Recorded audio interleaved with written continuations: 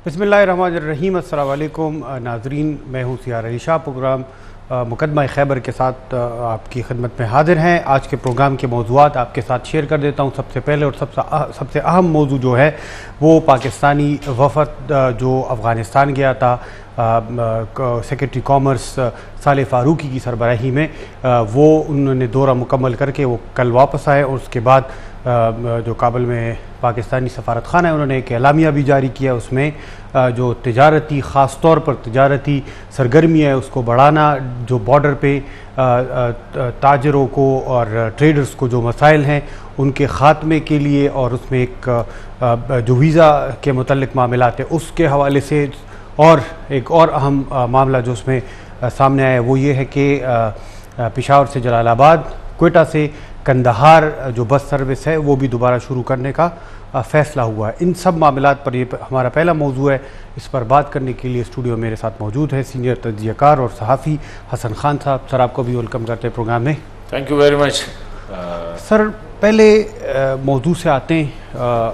इस वक्त इसकी अहमियत एक और हवाले से बहुत ज़्यादा है, और वो ये है कि पाकिस्तान ने अफ़गानिस्तान से कोयला ख़रीदना है और वो कोयला आ भी रहा है। आपको उसका इल्म है कि मुख्तलिफ़ तरीक़ों से वो आ रहा है। अब वो कोयला इतने लार्ज क्वांटिटी में जब आना था, उन्होंने एक तो ये कि उसकी कीमत डबल कर दी, डबल से भी बल्कि ज़्यादा कर दी। $80 पर टन थी और उन्होंने 200 कर दी। फिर अब ये जो कोयला आना है और उसमें जो मसाइल थे उसको हल करने के लिए ये वफ़द वहाँ पे गया था और ये सारे मामलात वो तय करके आए थे। आपको लगता है कि वो जो मुख्तलिफ़ ख़बरें भी इस हवाले से आ रही थी कि शायद ये उस तरह फ़्लो इसका डिस्टर्ब हो, या पेमेंट का जो इशू है उनका वो हल हो गए और अब ये जो हमें अफ़गानिस्तान की तरफ से कोयला मौसूल होना है वो शुरू हो जाएगा? देखिए यार, इससे पहले मैं एक और बात कहना चाहता हूँ। आपको पता है कि आज पाकिस्तान की कैबिनेट ने कुछ फ़ैसले भी किए अफ़गानिस्तान के हवाले से। उसमें से एक बुनियादी फ़ैसला जो था, आपको पता है कि अफ़गानिस्तान में इस वक्त हेल्थ के हवाले से काफ़ी मसाइल है। हॉस्पिटल्स है तो डॉक्टर्स नहीं है, डॉक्टर्स है तो दवाई नहीं है, ऑपरेशन थिएटर्स का वो नहीं है, वहाँ पे काफ़ी एक इशू चल रहा था। पाकिस्तान ने चंद माह पहले जो है एक डॉक्टरों का एक डेलीगेशन भेजा था Pakistan institute of medical sciences PIMS से, वो जो डॉक्टर साहब है खालिद मसूद, उसकी सरबराही में उसने वहाँ पे एक एनालिसिस किया कि यहाँ के अस्पतालों की हालत में। उस डेलीगेशन से भी मिला था मंसूर खान साहब के तवसुत से जो एम्बेसडर है काबुल में, उसने एक मीटिंग अरेंज करवाई थी। उनसे जब मैं मिला, उन्होंने कहा कि अफगानिस्तान में जो हॉस्पिटल्स हैं ना वो state of the art hospitals, building बेहतरीन बिल्डिंग है, इसमें कोई शक नहीं। उन्होंने ये भी कहा कि वहाँ को जो डॉक्टर है ना उसमें से ज़्यादा, क्योंकि इस वक्त वहाँ का जो मिनिस्टर है हेल्थ का वो भी पिम से उसने जो यहाँ पे मेरे ख्याल में उसका जो क्या होता है हाउस जॉब वगैरह, यहाँ पे उन्हें ट्रेनिंग वगैरह की है, तो वो भी कहते हैं कि साथ थे। तो बड़े अच्छे हॉस्पिटल। बदकिस्मती क्या है कि वहाँ पे मेडिसिन नहीं है, वहाँ पे जो सर्जरी के सप्लाईज है वो शॉर्ट है। तो उसने एक कम्पैक्ट एनालिसिस की हफ्ता गुजार के सारे हॉस्पिटल्स के, और एक रिपोर्ट ले आए कि इन हॉस्पिटल्स को ऑपरेट करने के लिए इतने पैसों की और इतने इक्विपमेंट्स की इसकी ज़रूरत होती है। आज कैबिनेट ने अफगानिस्तान के हॉस्पिटल्स के लिए दवाई, इक्विपमेंट्स और स्टाफ की जो अखराजात है उसको पैसे मुहैया करने का फैसला किया और उसको अप्रूव किया। वो जो अफगानिस्तान में 3 हॉस्पिटल है उनको, जो मेजर 3, जो एक है किडनी सेंटर है, एक काबुल में, जलालाबाद, और एक मेरे ख्याल में ऊपर मज़ार में है। तो ये मतलब है कि उनको ऑपरेशनलाइज करने के लिए तो एक बहुत बड़ा फैसला है, क्योंकि आपको पता है कि इस वक्त पाकिस्तान खुद जिन माशी हालात से गुजर रहा है उसमें अफगान भाइयों का इदराक करना, उनके मसाइल का इदराक करना, मेरे ख्याल में ये एक बहुत बड़ी बात है। और इसकी क्रेडिट भी जाती है वहाँ पे जो टीम है, क्योंकि वो कम्युनिकेट करती है इस बिहार पे। तो एक बहुत बड़ा फैसला है। साथ ही अफगानिस्तान की जो गुड्स हैं उसको ट्रांजिट के लिए, मतलब है कि जिस मुल्क में वो बेचना चाहते हैं, अभी तो सिर्फ पाकिस्तान क्योंकि रोड ट्रांजिट है, अभी एयर कॉरिडोर जो है ना उसकी भी अप्रूवल दी कैबिनेट ने। तो ये बहुत बड़े डिसीजन है। साथ इसमें आगे भी बात होगी। अभी हमने जो कोयले की बात की, प्रॉब्लम यह है कि एक तो पाकिस्तान का अपना कोयला है, उसकी एक स्टैंडर्ड है, जिस तरह दुक्की है बलूचिस्तान में, वहाँ से ज़्यादा निकलता है, औरंगज़ेब एजेंसी में इधर ज़्यादा होता है, ये बाड़ा खैबर एजेंसी है ना, यहाँ पे सॉरी और पेशावर में यहाँ पे ज़्यादा कोयला पैदा होता है। लेकिन उसकी जो जिसको ये ग्रॉस कैलोरिक वैल्यू, कोई एक चीज कैलोरिक एक वैल्यू होती है GCV जिसे कहते हैं, वो कम है। पाकिस्तान कोयला आता है यहाँ मुख्तलिफ सोर्सेज से, मतलब एक अफ्रीकन कंट्रीज से आता है, सेंट्रल एशियन कंट्रीज से, ताजिकिस्तान, उज्बेकिस्तान, साउथ अफ्रीका से, साउथ अफ्रीका और इंडोनेशिया से भी उस शिप आते हैं। अभी यह है कि पाकिस्तान ने अफगान भाइयों के लिए, ताकि ज़्यादा उनको, क्योंकि उनका तो कोई और वो नहीं है, कि ज़्यादा फोकस ये किया कि अफगानिस्तान का कोयला कंपैरेटिवली इजी इसलिए भी था कि नज़दीक था और कास्ट जो थी ना वो उसमें वो कम आ रही थी। तो ये फैसला किया गया कि ज़्यादा कोयला कोशिश की जाए कि अफगानिस्तान से वो, तो अफगानिस्तान से कोयला आ रहा था क्योंकि एक्सक्लूसिवली जो गुलाम खान और खरलाची का जो बॉर्डर एरिया है, जो बॉर्डर पॉइंट्स है, उसको जो है क्योंकि तुरखम पे तो आ नहीं सकता, तुरखम पे तो ट्रैफिक ज़्यादा है, पैरिशेबल आइटम्स की और इस किस्म की जो लाइफ स्टॉक टाइप के हैं ना, मतलब कि फ्रूट हो गया, ग्रेन हो गया, लाइफ स्टॉक हो गया, पोल्ट्री हो गया, इसकी ज़्यादा ट्रैफिक यहाँ पे होती है तुरखम पे। खरलाची और गुलाम खान पे जो नए बॉर्डर्स है उस पर ज़्यादा ट्रैफिक होती है नॉन पैरिशेबल आइटम, जिसमें कोयला हो गया, सॉफ्ट स्टोन हो गया, दूसरे इस किस्म की चीज़ें हो गई। तो पाकिस्तान से वहाँ से आना शुरू हो गया और अच्छी, लेकिन प्रॉब्लम 2-3 किस्म के प्रॉब्लम है। एक तो प्रॉब्लम यह आया कि अफगानिस्तान को कोयला जो आपको यहाँ पे आप समझ लें कि 20,000 टन यहाँ पे पड़ता था, अभी वो जाके 60,000 टन से ऊपर गया है पाकिस्तानी रुपयों में।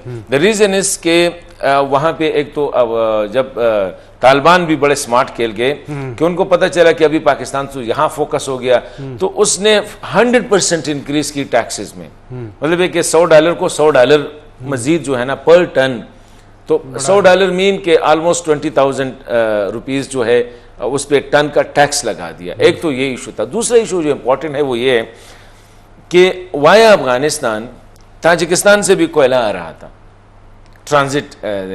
अभी तालिबान ने भी कहा कि जी बजाय इसके कि पाकिस्तान ताजिकिस्तान का कोयला, फिर जब इन्होंने टैक्स बढ़ाया तो ताजिकिस्तान की कोयले की कीमत डाउन हो गई। तो अफगान तालिबान ने फैसला किया कि हम उससे ट्रांजिट राहदारी जो है ना उसको बढ़ा दिया, मतलब है कि 60 रुपीज पर टन वहां पे लगा दिया, ताकि अपने कोयले के साथ जो है ताजिकिस्तान, लेकिन अभी देखे ताजिकिस्तान की कोयले की जो ओरिजिन लेवल है ना, प्राइस है, वो तो ज्यादा थी अफगान कोयले से, तो उसको बढ़ा दिया, मतलब इसको डिस्करेज करने के लिए। तो ये जो डेलीगेशन था, it was exclusively focused on कि ये जो कोयले की बिजनेस है दोनों मुल्कों, और भी बातें डेफिनेटली होगी, it was a big delegation, इसमें कॉमर्स वगैरह मुख्तलिफ मिनिस्ट्रीज के थे, तकरीबन मेरे ख्याल में मोर देन अ डजन उसके वो थे।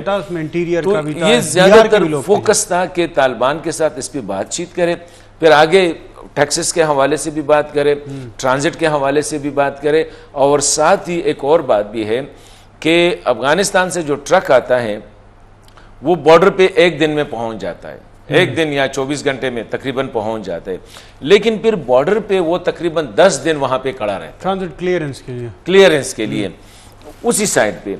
इसी साइड पे तो घंटे के अंदर अंदर, क्योंकि यहाँ पे फैसिलिटीज ज्यादा है, वहां पे फैसिलिटीज कम है, तो एक ट्रक जब आपसे किराया लेता है सियार, तो वो 10 दिन भी काउंट करता है कि जी मैंने तो उधर जो है ना 10 दिन जो है मेरी गाड़ी खड़ी होगी, ड्राइवर ने खाना है पीना है, क्योंकि हर ट्रक के साथ 2 ड्राइवर होते हैं, तो इसने खाना है पीना है, तो इससे वो जो कोयले की कॉस्ट है वो एस्केलेट कर जाती है, वो बढ़ जाती है। इसमें एक नुक्ता था जो उन्होंने एलामिया भी जारी किया, उसमें उन्होंने बताया कि जो टेम्परेरी एडमिशन डॉक्यूमेंट है, जो कि इस क्लियरेंस वो और बात है, नहीं वो और बात है।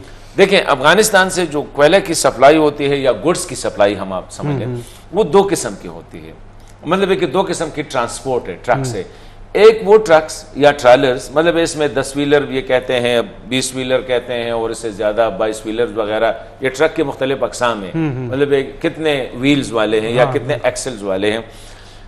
मसला ये था कि कुछ गाड़ियां ऐसी है जो जिनको परमटी कहते हैं अफगानी जुबान में, अफगान की जुबान में या लोकल ट्रेडर्स की जुबान को परमटी कहते हैं। परमटी का ये है कि उन ट्रकों या ट्रैलर्स के साथ परमिट होते हैं कि वो काबुल से माल उठा के पाकिस्तान की जो भी डेस्टिनेशन, खा वो फैसलाबाद जाना है, खा उसने अटक जाना है, ये जो तरनोल जाना है, जहां भी जाना है, क्योंकि उनके साथ दोनों ममालिक की परमिट होती है, वो मुश्किल से मिलते हैं। उसके लिए आपने भी 10-15 दिन इंतजार करना पड़ता है और उसकी रेट भी हाई होती है। मतलब ये कि नॉर्मल अगर आपको 10,000-14,000 रुपये पे पर टन आ रहा है तो जो दूसरा वाला अगर आपको 12,000-10,000 पे, तो परमिट वाला आपको 14-15-16 पे कर रहा है, क्योंकि उसके लिए ये है। अभी प्रॉब्लम क्या आ गई कि जो नॉन परमिट गाड़ियां हैं उनके लिए ये है कि वो काबुल से माल उठा के बॉर्डर पे ले आते हैं, बॉर्डर से उससे माल उतार के दूसरे गाड़ी में डालना पड़ता है, तो उस पर आपकी लोडिंग अनलोडिंग का, जिसको ये लफ्ज यूज करते हैं, उसके चार्जेस भी बढ़ जाते हैं। तो ये फैसला किया गया टेम्पररी एडमिशन डॉक्यूमेंट्स कि जो ड्राइवर यहां से सामान उठाता है उसके लिए गाड़ी का परमिट होना जरूरी नहीं है।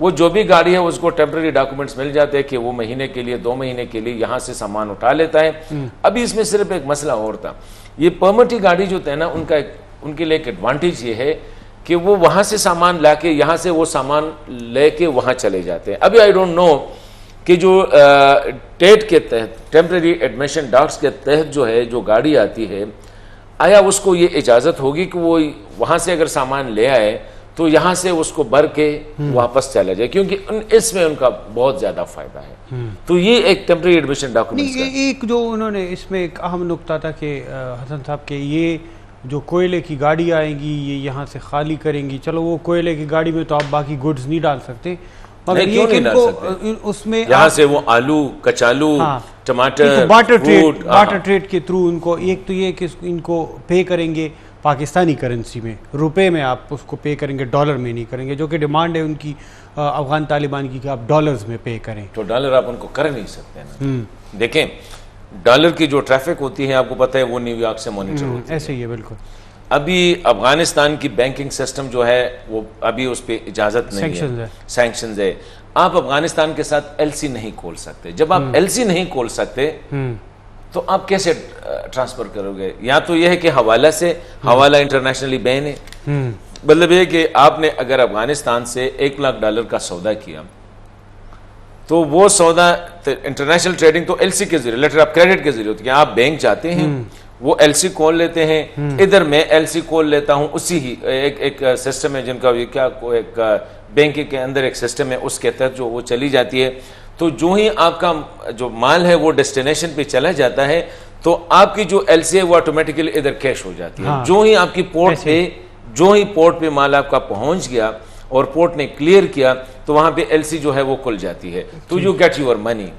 अभी यहाँ पे प्रॉब्लम यह है कि अफगानिस्तान का बैंकिंग सिस्टम कोलैप्स है, उसको तो आपको पता है इंटरनेशनल सैंक्शन भी है, और सैंक्शन न सिर्फ हुकूमत पूरे अफगानिस्तान पे है, मतलब overall first class sanction America की तरफ से लगे गए।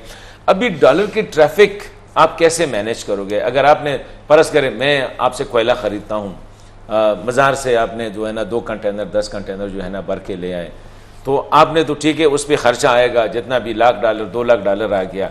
अभी मैंने वो आपको पे कैसे करनी है? क्योंकि मैं तो आपको कैश नहीं दे सकता हूँ। Again this is illegal. यहाँ से अगर आप जाके शराब के पास जल दे और शराब उधर, तो ये तो अगेन इलीगल है, क्योंकि बॉर्डर पे ट्रैफिक मॉनिटरिंग होती है जब आप जाते हैं। एक तो है कि इलीगल क्रॉसिंग होती है मनी की, वो तो और बात है, legally you can't cross it, bank है नहीं। तो इनके लिए इन लोगों ने 2 तरीके अडॉप्ट किए हैं। एक तरीका यह है कि G2G, गुड्स टू गुड्स करेंगे, मतलब एक सामान आ गया, यहां से आपने सामान खरीदा। दूसरा यह कि लोकल करेंसी में करते हैं, मतलब ये कि लोकल करेंसी आप, मेरे ख्याल में उसके लिए, क्योंकि लोकल करेंसी भी ट्रांसपोर्ट करना, आप अफगानिस्तान कैसे पैसे भेजोगे मुझे ये बताओ। और अगर भेजोगे तो उसका आप अकाउंटेबल होंगे, क्योंकि इंटरनेशनल देखे Pakistan already reeling under the financially जो एक्शन टास्क फोर्स है FATF के, उसके सैंक्शन है, अभी तक मुश्किल से वो निकल नहीं रहा है। और यहाँ से आपने जो है ना इलीगल ट्रेड, तो it will B illegal trading कि अगर आपने, मतलब है कि अफगानिस्तान आप $1 जेब में रखे जाते हैं, उधर जाके मैंने कोयले वाले को देने हैं, तो ये भी इलीगल है, हवाला भी इलीगल है। तो उसके लिए गवर्नमेंट ने तो लीगल ट्रैफिकिंग करनी है ना, गवर्नमेंट तो, क्योंकि इंटरनेशनल तो लॉ के तहत आपने ट्रेडिंग करनी है। तो उसके लिए ये फार्मूला निकाला गया कि गुड्स बार्टर ट्रेड जिसे कहते हैं ना, कि आप कोयला ले आए, यहाँ से आपने कचालू उठाया, आलू उठाया, चावल उठाया, सर्जिकल गुड्स उठाए, सीमेंट उठाए, क्योंकि यहाँ से ज़्यादातर सीमेंट, सरिया, ये जो कंस्ट्रक्शन मटेरियल, आलू, कचालू, ये जो चावल वगैरह, आटा वगैरह, इन चीज़ों की सप्लाई होती है। तो अगर तालिबान चाहे भी, अभी एक और बात भी है इसमें इम्पोर्टेंट, कि तालिबान को आप टैक्स की मद में सर्टेन अमाउंट से ज़्यादा पैसे भी नहीं दे सकते। एग्जैक्टली वो उसमें आ जाता है कि एक चीज आ जाती है इंटरनेशनल सैंक्शन है, तो बहुत सी चीजें, और मेरे ख्याल में पाकिस्तान के लिए भी बेहतर होगा। अभी देखे रूस, ईरान और तुर्की का दरमियान जो ये जो आस्ताना समिट हुई, अभी जो तीनों हेड्स ऑफ स्टेट जो थे ना, प्यूटन था, तैयब एर्दोगान थे और ईरानियन प्रेसिडेंट थे, उसने भी यही बात की ना कि let's trade in local currency, क्योंकि जाहिर बात है सैंक्शन उस पर भी है, रशिया पे भी है, सैंक्शन ईरान पे भी है काफ़ी हद तक। तो उसमें अगर डॉलर इंटरनेशनल करेंसी में अगर ट्रेडिंग आप नहीं कर सकते, तो उसने उसको वर्कआउट किया कि हम लोकल करेंसी में करते हैं। अभी चाइना रीजनली जितना प्रमोट कर रहा है, वो भी पाकिस्तान के साथ, यहाँ के साथ, वो भी कोशिश कर रहे हैं कि आप यॉन में और रुपये में जो है ना ट्रेड करें, रूबल में करें। जी बिल्कुल सर, एक ब्रेक की तरफ जाएंगे, पर दूसरा भी अहम मौजू है, तकरीबन इससे जुड़ा भी है, उस पर बात करेंगे, मगर अभी वक्त हुआ है प्रोग्राम में एक छोटे से ब्रेक का। जी वेलकम बैक। दूसरा जो हमारा प्रोग्राम का मौजू है वो है यूएन की तरफ से पिछले दिनों एक रिपोर्ट जारी की गई है। उस रिपोर्ट में अफ़गानिस्तान में जो दहशतगर्द ग्रुप्स हैं उनके हवाले से बताया गया कि अलकायदा, दाइश जो कि ISK खुरासान ग्रुप के नाम से जाना जाता है, और TTP कलदम TTP जो है, इन तीनों ग्रुप के हवाले से उसमें बताया गया है कि ये ग्रुप्स जो हैं जब से अफ़गान तालिबान ने टेक ओवर किया है अफ़गानिस्तान में, ये ग्रुप्स बहुत मजबूत हुए हैं वहाँ पे।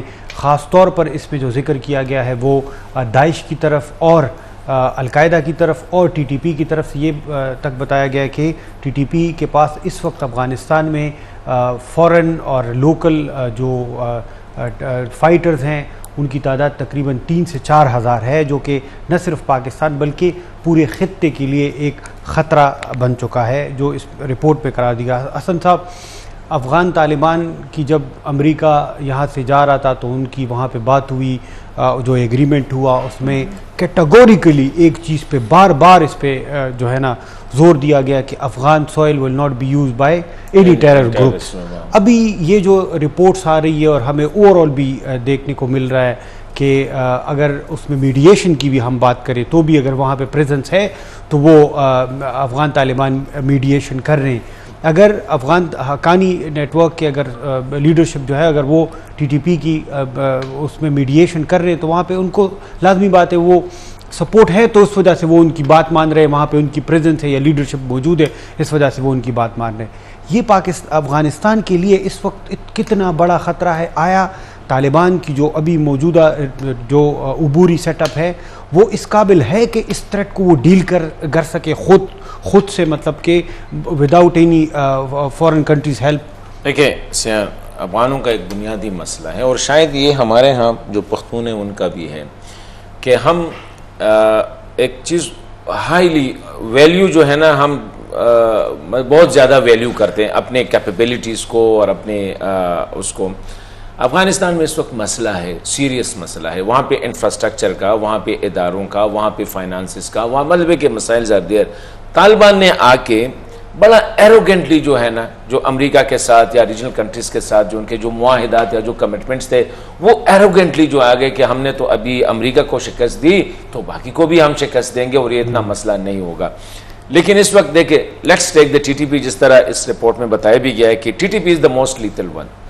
देखिए, एक तो TTP के साथ इंटरनेशनल फंडिंग का सोर्स है, और दैट इज इंडिया हिस्टोरिकली जो है, क्योंकि टू ब्लीड पाकिस्तान, और पाकिस्तान को ब्लीड करने के लिए you have to keep TTP जो है उसको अपने जिंदा रखना है और उसको तवाना रखना है, तगड़ा रखना है, क्योंकि इससे आप पूरा western side of the country जो है उसको अब you can keep that bleeding.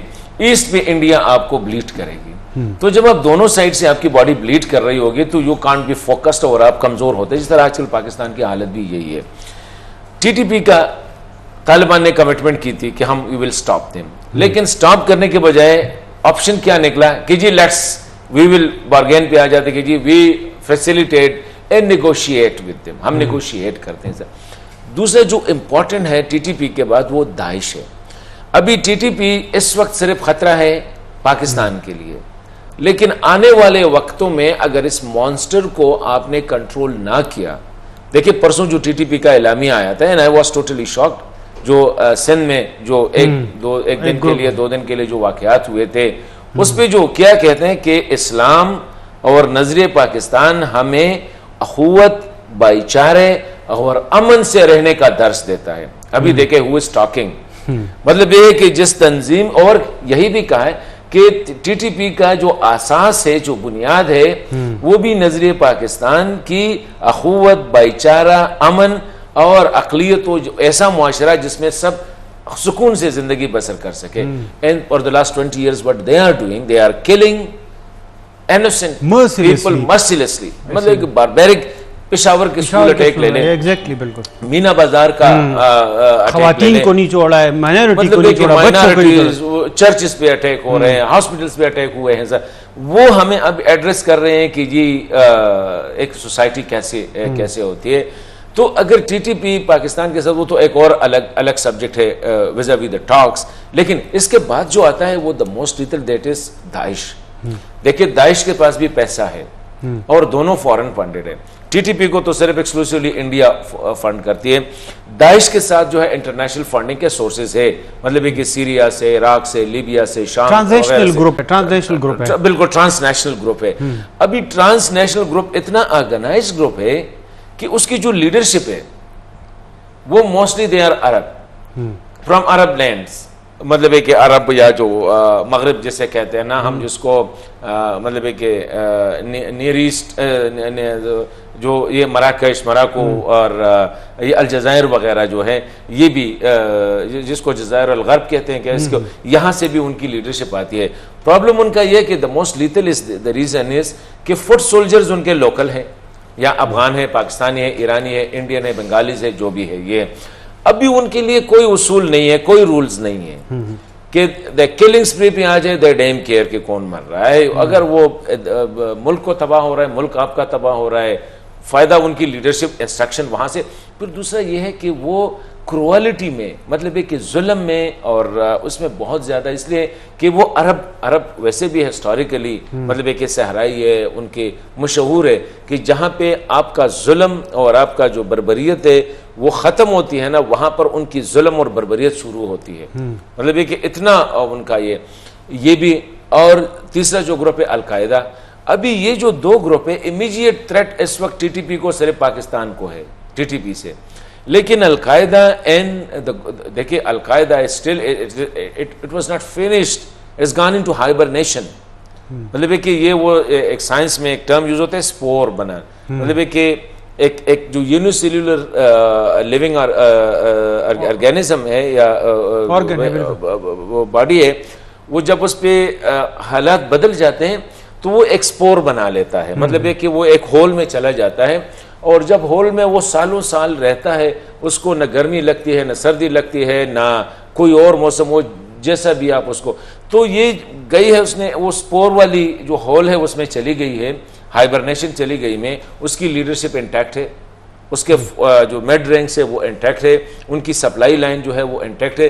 तो ये जो 2 है, उनकी भी लीडरशिप कहाँ से आ रही है अलकायदा की, वो भी बाहर से आ रही है। और तीसरी जो इंपॉर्टेंट बात है, ठीक है ये तो यूएन की रिपोर्ट है, दाइश देखिए अमेरिका भी इस ग्रुप को सपोर्ट कर रहा है किसी न किसी हद तक, अपने जो प्रॉक्सीज के तौर पर, इंडिया भी कर रहा है, बाकी ममालिक जो है, क्योंकि आपने एक को दूसरे के खिलाफ खड़ा करना है, and this is the most lethal policy होती है। एंड अनफॉर्चुनेटली अफगान तालिबान जो है वो इस वक्त न दुनिया के साथ बैठने के लिए तैयार है, क्योंकि दुनिया के भी कुछ शराइत थे, कुछ आपने कुछ कमिट किया था, अपोजिशन को किस तरह हैंडल करना है, ख़वातीन के क्या हकूक़ होंगे, माइनॉरिटीज़ के क्या हकूक़ होंगे। तो ये जो बात बताई गई है, मैं कहता हूँ दुनिया से ज़्यादा ये अफगानिस्तान के लिए ख़तरनाक है। और अफगानिस्तान फिर पहले की तरह, जिस तरह 9/11 के बाद, इससे पहले अमेरिका क्यों आया अलकायदा के पीछे, उससे पहले एक ब्रेक की तरफ सर जाएंगे, उसके बाद इसमें एक बड़ा अहम क्वेश्चन है अलकायदा के हवाले से, वो करेंगे, मगर इस वक्त प्रोग्राम में वक्त हुआ चाहते हैं एक छोटे से ब्रेक का।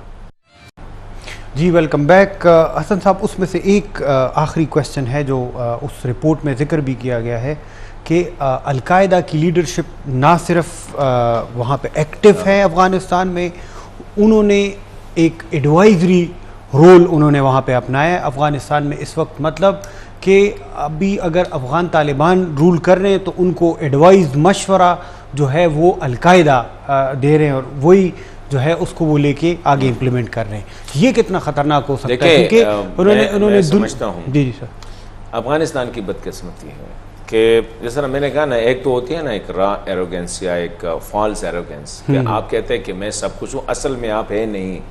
देखिए, अफ़गान तालिबान के लिए इस वक्त बेहतर होता कि अपने जो उनके अफ़गानिस्तान के जो टेक्निकल लोग से, मतलब एक लीडरशिप में या हर से उनको एडजस्ट करते हैं। मतलब अफ़गानिस्तान है वेरी फाइन पीपल, वो ये नहीं है कि अफ़गानिस्तान तालिबान के बाद जो है ना वो बन गया है या अफ़गान आए हैं, बजाय इसके कि उन पे रिलाय करते। ये जो बर्थ हुई है ना अलकायदा और तालिबान की, ये तकरीबन almost the same source the same है दोनों का। वो जहाद में और जहाद के दौरान तो फिर सारे वैसे विन अवे करना is too difficult for Taliban दो ग्रुपों से, टीटीपी से और अलकायदा से। तो टीटीपी ज़्यादातर उनके लिए फुट सोल्जर्स का काम कर रही है। आपको पता है रिपोर्ट्स भी आई थी कि टीटीपी को वो शिफ्ट कर रहे हैं नॉर्थ पे, वहाँ पे उसका। इस तरह ये भी है कि अभी दाइश भी नॉर्थ की तरफ जो है ना मूव, ह्यूमन रिसोर्स वो प्रोवाइड कर रहे थे वो प्रोवाइड। तो ये दो टीटीपी उनको प्रोवाइड कर रही है, मतलब foot soldiers, mid career, mid level commanders. Al Qaeda it will be true, इसमें आप इसको मेरे ख्याल में रिपोर्ट सीम्स टू बी ठीक है कि अलकायदा जो है उनको लीडरशिप रोल दे रही है। मतलब ये जो दो है, तो अफगान तालिबान ज्यादातर रिलाय कर रहे हैं ऐसे ग्रुप्स पे जो कि आने वाले वक्तों में ये अफगानिस्तान के लिए दोबारा खतरनाक होगा। क्योंकि देखिए, if you are keeping snake in your backyard और आप समझे कि मेरे घर से जो है ना मेरा घर महफूज होगा, क्योंकि ये स्नैक्स तो मैंने रखे हैं दूसरों के लिए, सांप आपने रखे हैं तो आपके बच्चों को खतरा हो सकता है। वो आपके कमरे में भी आ सकते हैं, आपके दालान में भी आ सकते हैं, फ्रंट पे भी आ सकते हैं। ये नहीं है कि सिर्फ बैकयार्ड में आप उनको रखेंगे। ये जो तालिबान की ये जो पॉलिसीज है, एक तो टीटीपी के लिए सॉफ्ट कॉर्नर, क्योंकि इनको ये अंडवाल कह रहे हैं कि उनकी नज़र में उनका जो जहाज था उसमें टीटीपी ने उनको सप्लाई लाइन प्रोवाइड किया था। मतलब है कि मैन एंड मटीरियल वो थ्रू वाया टीटीपी उनको हो रही थी, तो अभी वो टीटीपी को नाराज नहीं कर रहे थे। इसी तरह अलकायदा रिसोर्सेज, फाइनेंशियल रिसोर्सेज और ये जो टेक्निकल असिस्टेंस जिसे हम जुबान में कह रहे हैं, वो टेक्निकल असिस्टेंस लीडरशिप लेवल पे और पैसे, ये अलकायदा से हिस्टोरिकली एक है। अभी मतलब ये कि दोनों से अगर तालिबान ने अपने आप को विन अवे ना किया, चढ़ाया नहीं, तो मैं समझता हूं कि आने वाले वक्तों में खुदा ना करें अफगानिस्तान एक बार फिर जो है इंटरनेशनल उसके लिए जैसे हम कहते हैं ना गोबल मैदान बन सकता है, जिसमें जो इंटरनेशनल प्लेयर है वो सब आके एक बार फिर यहाँ पे, क्योंकि जिसको भी खतरा होगा, पाकिस्तान आपको पता है जिसपे वो जो क्रॉस द बॉर्डर जो एयर रेड किए थे, क्यों रेड किए थे? Hard pursuit. अगर मेरे 10 सोल्जर्स मारे गए तो I will not wait for it.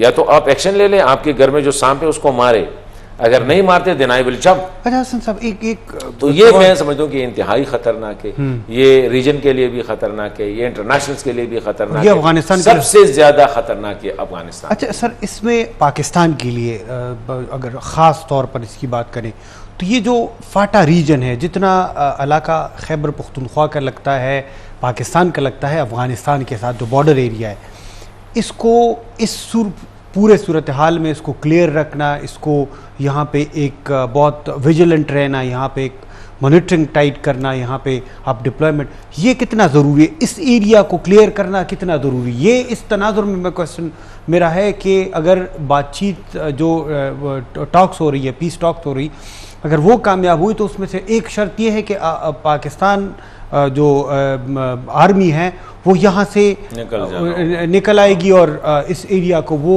पुराना जो उसका स्टेटस था उसको बहाल कर देगी। तो ये फिर वो एक बफर जोन। देखिए, पहली बात तो ये है कि जब इन एरियाज़ को मर्ज किया जा रहा था तो रियासत ने कुछ कमिटमेंट्स की थी इन लोगों के साथ, इन एरियाज़ के साथ, कि इनको मर्ज करेंगे, लेकिन यहाँ पे एक तो स्पीडी इस्टेब्लिशमेंट ऑफ मुख्तलिफ डिपार्टमेंट्स की जो है ना उसकी इदारों को बनाना, रियासत के सिम्बल्स को, जैसे मैं थाना, तहसील, कचहरी, अदालत, स्कूल, हॉस्पिटल, जरूरी जो सिंबल्स होते हैं ना कि वहाँ पे रियासत पता चल जाता है कि यहाँ पे रियासत है, तो रियासत की रेट को जो है वो। दूसरी बात यह कि सिविल एडमिनिस्ट्रेशन को स्ट्रांग करना होगा, क्योंकि देखिए फौज आप हर जगह पे वो नहीं कर सकते कि जो भी वाक़या हुआ जी फौज को निकाल ले जी, कप्तान साहब निकले 20 फौजियों के साथ जाके इलाके, ये आप फौज के साथ भी ज्यादा लोकल एडमिनिस्ट्रेशन या पुलिस वगैरह इसको डील कर सकते हैं, इतने बड़े पुलिस को आपने स्ट्रेंथन करना होगा। क्योंकि देखिए जब बाहर का बुरा आदमी आता है ना तो आपके गांव के बुरे आदमी के साथ उनका पहला कांटेक्ट होता है।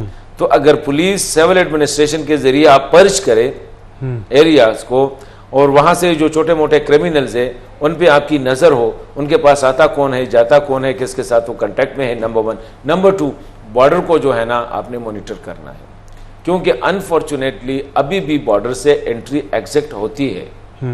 इसको आपने विजिलेंट रहना है। उस पे लोकल कम्युनिटीज के जो क्या कहते हैं हमको महरूमियां हैं उसको आपने एड्रेस करना होगा, क्योंकि अभी आवाजें आ रही है ना लोकल से भी कि हम तो समझ, क्योंकि पहले तो हमने कहा कि आप रियासत के साथ जब शामिल हो जाएगा इलाका तो ये जो आपका जो औरंगज़ेब, बाजावर, वजीरिस्तान वगैरह, ये DI खान, पेशावर, मर्दान, एबटाबाद, हरिपुर, इसी तरह ये जो है ना तरक्की करेंगे, होगा इसको। लेकिन अनफॉर्चुनेटली फेडरल गवर्नमेंट ने अपने वादे पूरे नहीं किए।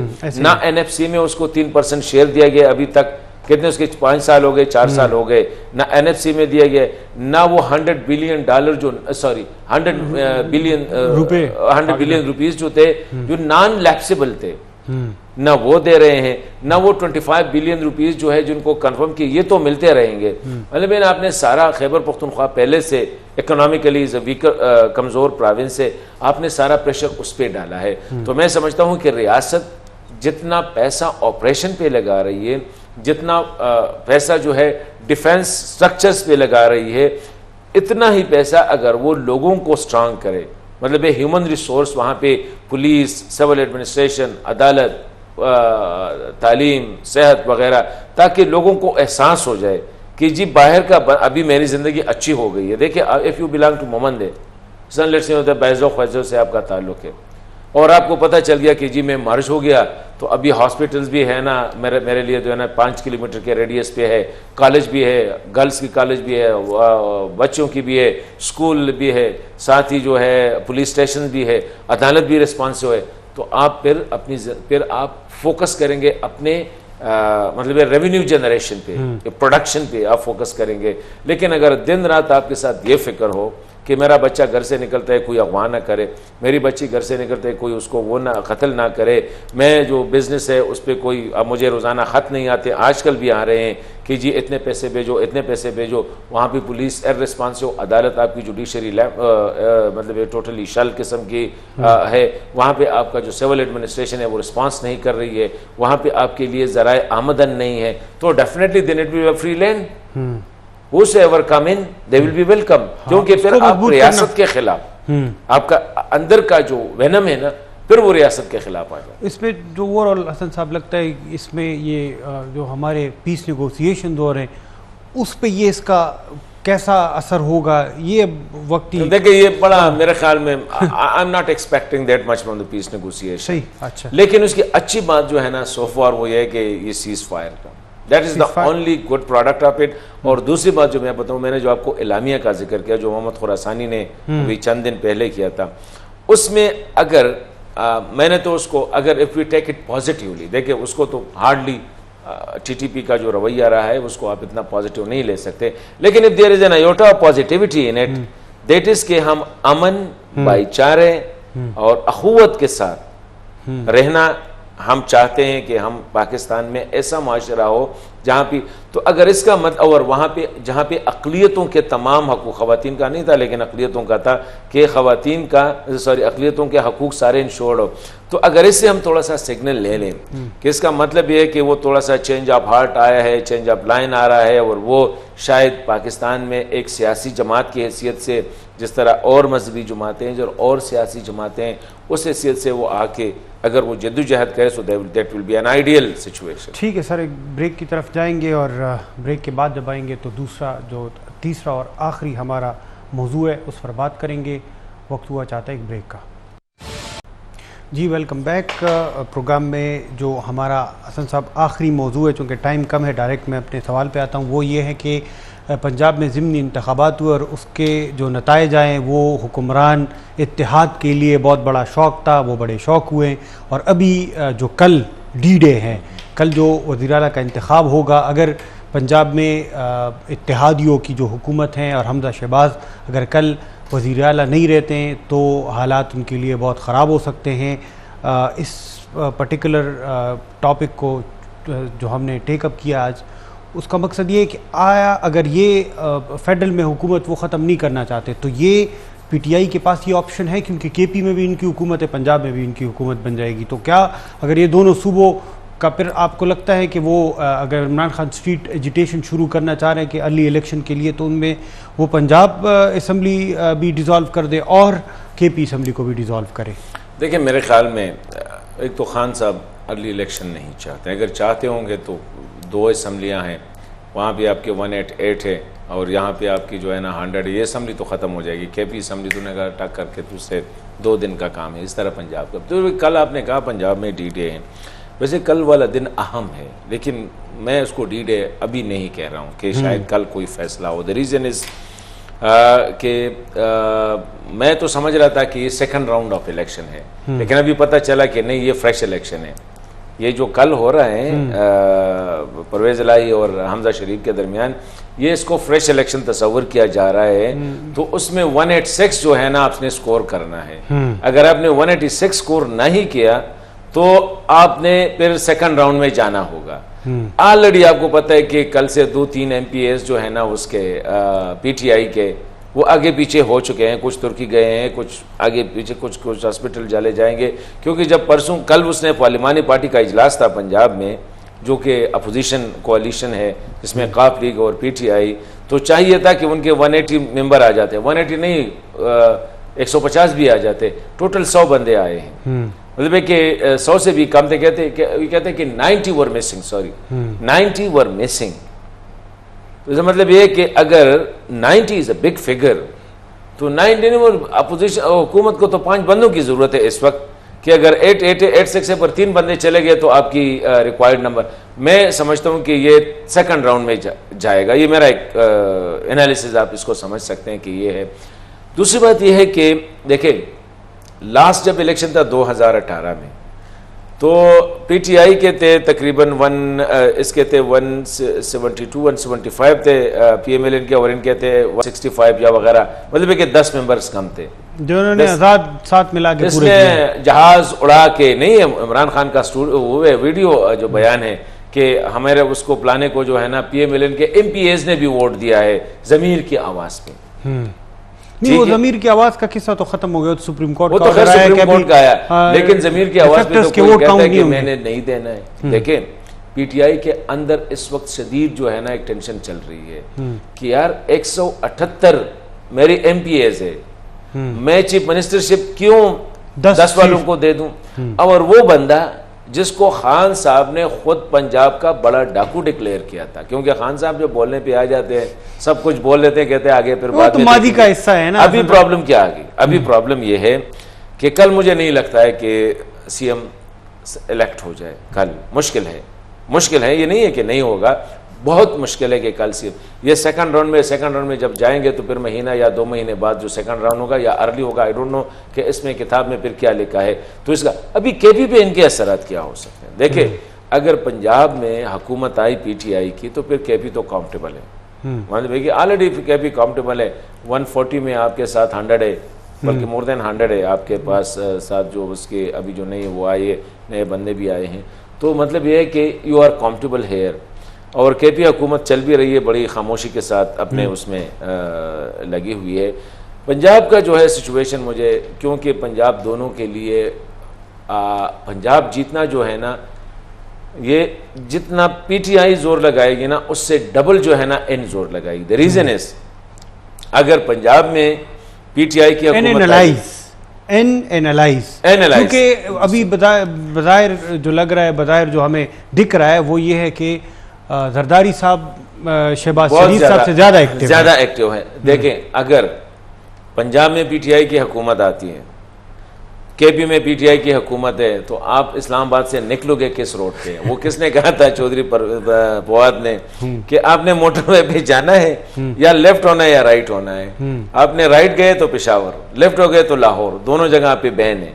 ठीक है, इस तरह इस्लामाबाद से आप कहाँ निकलोगे? इस्लामाबाद से अगर आप आईजेपी रोड है ना, आईजेपी रोड तक, ऊपर 17 मील तक, नीचे तरनोल तक, और वहां पे जो है ना मनाल तक, ये आपकी पूरी जुरिस्डिक्शन होगी। तो मैं समझता हूँ कि जो रूलिंग कोalition है इस वक्त फेडरल मरकज में, उनकी इंतहाई कोशिश होगी कि पंजाब को किसी ने क्या, और इतना मसला भी नहीं है, 10 MP ऐसे तो जहाँ पे जरदारी साहब आ जाते हैं तो फिर वहाँ पे मामलात उनको डील करना। मौलाना फजलुर रहमान साहब काफ़ी अरसे बाद उसका बड़ा सामने आए और बड़े दुआदार उन्होंने बातें किए। बड़े मियाँ साहब को उन्होंने कहा बहुत शरीफ बंदा है कि मतलब वो करना नहीं चाहते वरना हम बहुत कुछ कर सकते हैं, इंडिकेशन है।